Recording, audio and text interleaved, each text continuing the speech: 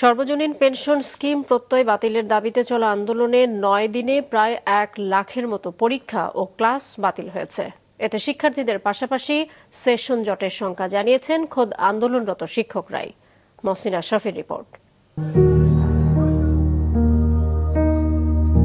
এ সময়টায় বিশ্ববিদ্যালয়ে ভর্তি হওয়া নতুন শিক্ষার্থীদের পদচারণা এবং পুরনোদের ক্লাস পরীক্ষায় মুখর থাকার কথা ক্যাম্পাস, কিন্তু চিত্র ভিন্ন। ঢাকা বিশ্ববিদ্যালয়ের কলাভবন, মল চত্বর খাঁ করছে, নেই নতুন পুরাতন কোনো শিক্ষার্থীর চিহ্ন। ক্লাস পরীক্ষা বন্ধ থাকায় শ্রেণীকক্ষে ঝুলছে তালা, ধুলো জমেছে বেঞ্চে। সর্বজনীন পেনশন স্কিম প্রত্যয় বাতিলের দাবিতে চলমান আন্দোলনে অসহায় সাধারণ শিক্ষার্থীরা। সামনে কি হবে, কতদিনে সমাধান হবে, সমাধান না হলে কতদিন আন্দোলন চলবে, তৈরি হচ্ছে এসব প্রশ্ন।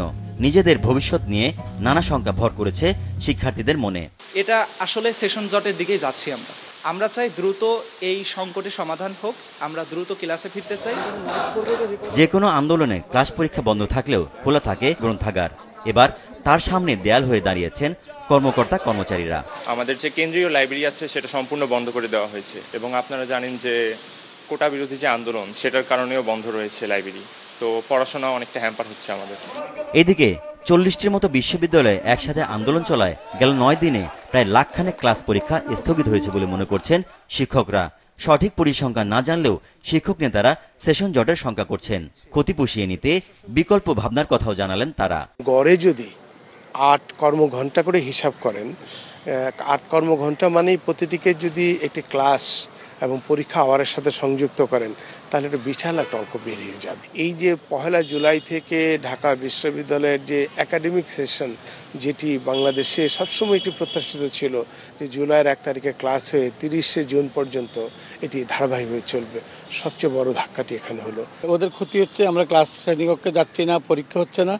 আমরা যখনই আমাদের দাবি মানা হবে তখন আমরা অতিরিক্ত ক্লাস নিয়ে শুক্রবার শনিবার ক্লাস নেব, আমরা অনলাইনে ক্লাস নেব, আমরা স্পেশাল পরীক্ষা নিয়ে সেই জিনিস আমরা পুষিয়ে নিতে পারবো। এদিকে পেনশন স্কিম বাতিলের দাবিতে আজও মিছিল সমাবেশে মুখর ছিল ক্যাম্পাস। ওজন করুন আমাদের সিবিটাকে, মেধার ওজন সেটি নিক্তিতে মাপুন, তারপরে কথা বলুন আমাদের সাথে। আমরা স্বার্থের জন্য করছি নাকি স্বার্থ বিসর্জন দিয়ে করছি? দাবি আদায় না হওয়া পর্যন্ত ক্লাস পরীক্ষা বর্জন কর্মসূচি অব্যাহত থাকবে বলে জানিয়েছেন আন্দোলনরত শিক্ষক ও কর্মকর্তা কর্মচারীরা। মহসিন আশরাফ, মাছরাঙা সংবাদ, ঢাকা।